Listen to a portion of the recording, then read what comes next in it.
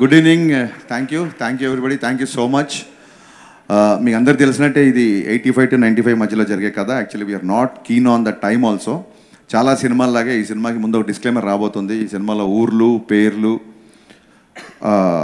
కథ, కథనం, అలాగే కాలం, టైం కూడా కల్పితమే. సో ఫ్రెండ్స్, ఇక్కడ హరీష్ శంకర్ గారు అన్న దాంట్లో కల్పితం అంటే ఇంగ్లీష్లో ఫిక్షన్. ఎగ్జాంపుల్కి all the characters in the movie are fictional. Moving on. అందరికీ ఆ పీరియడ్ డ్రెస్లు వేసి సడన్గా మా టీం అందరిని మోడర్న్ డ్రెస్లో చూస్తే నేను గుర్తుపట్టలేకపోయా. సో సీరియస్లీ ఇలా ఉంటారనమాట అనిపించింది నాకు.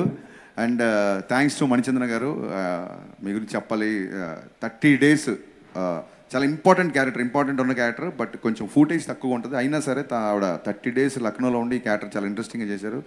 And I owe you lot అండి. Thank you so much. అలాగే ఫ్రెండ్స్, ఇక్కడ హరీష్ శంకర్ గారు అన్న దాంట్లో ఓ అంటే రుణపడి ఉండడం లేదా అప్పు ఉండడం. ఎగ్జాంపుల్కి Harish Shankar owe sir a lot, I owe my friend some money. Moving on. నేను ఇంతకుముందు చెప్పినట్టుగానే అన్నయ్యతో వెల్కమ్ లెటర్ దట్ పార్ట్. నాకు ఈ సినిమాకి దొరికిన ది బెస్ట్ ఫ్రెండ్ జగత్ బాబు గారు.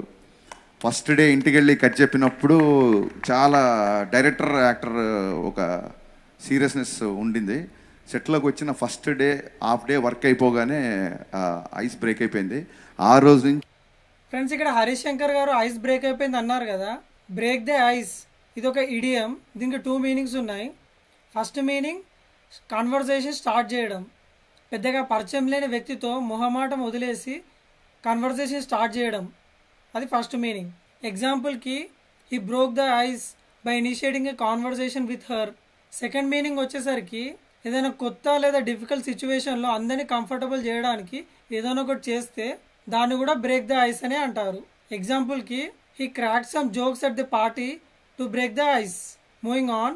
అంటే ఇమీడియట్గా అన్నయ్య ఆల్ ఆఫ్ సడన్ డేట్స్ ఇవ్వగానే సినిమా స్టార్ట్ చేసి వచ్చింది. సో అన్నయ్య డేట్స్కి ఇబ్బంది పడకుండా ఫాస్ట్గా సినిమా తీయాలని ప్రాసెస్లో డెఫినెట్గా సెట్లో నేను చాలా సీరియస్గా ఉన్నాను. వీళ్ళు చూపించింది చాలా తక్కువ. సత్య చెప్పినట్టు కొన్ని సెన్సార్ మాటలు కూడా ఉండేవి. బట్ ద థింగ్ ఈజ్, నేను అంత సీరియస్గా సెట్లో ఉన్నా సరే వీళ్ళు ఎంత ధైర్యంగా నన్ను ఇమిటేట్ చేసి జోకులు వేశారంటే నేను వర్క్ అయిపోయిన తర్వాత ఎంత జోవియల్గా ఉంటానో వాళ్ళందరికీ తెలుసు.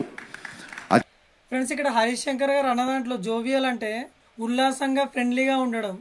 ఎగ్జాంపుల్కి Harish Shankar was jovial with the crew members after the shoot. He is in jovial mood. Moving on. చేసినా ఒకవేళ సెట్లో ఏమైనా గబుక్కున అరిచినా ఏమైనా మాట్లాడినా అది ఆ షార్ట్ వరకే. అది ఏం మనసులో పెట్టుకున్న వ్యక్తిని కాదని వాళ్ళకి బాగా తెలుసు. సో అందుకు appreciate each and every one. Thank you so much Satya. I'm telling you, you are blessing to the industry. I'm letting you know. Friends, ఇక్కడ హరీష్ శంకర్ గారు అన్న దాంట్లో బ్లెస్సింగ్ అంటే వరం. ఎగ్జాంపుల్కి Harish Shankar said that Satya was a blessing to the industry. Moving on. Appreciate each and every one. Thank you so much Satya. నేను ఆమిర్ ఖాన్తో పోల్చింది వ్యంగ్యంగా కాదు. ఐఎమ్ ఫ్రెండ్స్, ఇక్కడ హరీష్ శంకర్ గారు వ్యంగ్యంగా అన్నారు కదా. వ్యంగ్యంగా అంటే ఇంగ్లీష్లో సార్కాస్టికలీ. ఎగ్జాంపుల్కి Harish Shankar didn't compare Satya to Aamir Khan in a sarcastic way or sarcastically. Another example, he told me I'm a lion. Of course, sarcastically. Friends, sarcasm అంటే కొంచెం ఒంకర మాట్లాడడం అనమాట. లైక్, అరే నువ్వు లేకపోతే ఎలా ఉండేవాళ్ళమో రా మేమైతే. సార్కాజం. ఈరోజు ఇంకో 3 గంటలు ఎక్కువ పని చేయాలా? అబ్బా ఎంత మంచి పని చేస్తున్నారా. అబ్బా నువ్వు సినిమా చూడకపోతే సినిమా ఇండస్ట్రీ ఏమైపోతుందో ఏమో. ఇది సర్కాజం. మీరు కూడా సర్కాస్టిక్గా ఒక కామెంట్ చేయండి కింద, చూద్దాం. Moving on. నన్ను ఇమిటేట్ చేశారు కదా చాలామంది. సరదాగా అన్నీ ఇమిటేట్ చేసి చూపిస్తాను నేను ఊరికే. ఎందుకంటే మీకు ఆన్ స్క్రీన్కి ఆఫ్ స్క్రీన్కి పెద్ద తేడా ఉండదు. అన్నీ ఆన్ స్క్రీన్లో ఎలా ఉంటారో ఆఫ్ స్క్రీన్లో కూడా అలాగే ఉంటారు. సో ఆఫ్ స్క్రీన్లో అంటే మేము ఎప్పుడన్నా హాలిడేకి వెళ్ళినప్పుడు, మేము సరదాగా ఎక్కడికైనా వెళ్ళినప్పుడు ఎలా ఉంటుందంటే వినాలి. అదిగో.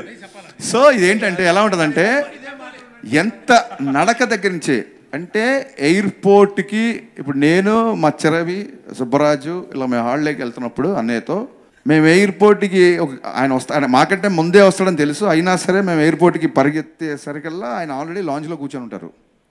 ఫ్రెండ్స్, ఇక్కడ హరీష్ శంకర్ గారు అన్నదాంట్లో లాంజ్ అంటే ఎయిర్పోర్ట్లో కావచ్చు, ఆఫీస్లో కావచ్చు, ఎక్కడైనా కావచ్చు వెయిటింగ్ రూమ్ని లాంజ్ అంటారు.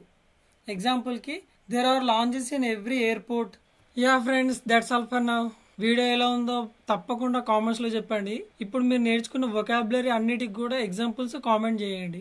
అప్పుడే బాగా గుర్తుంటుంది మీకు. మీరేమైనా వీడియో సజెషన్స్ చేయాలనుకున్నా సరే కామెంట్ చేయండి, తప్పకుండా రివ్యూ చేస్తా. That's all for now. Speak, read and keep learning.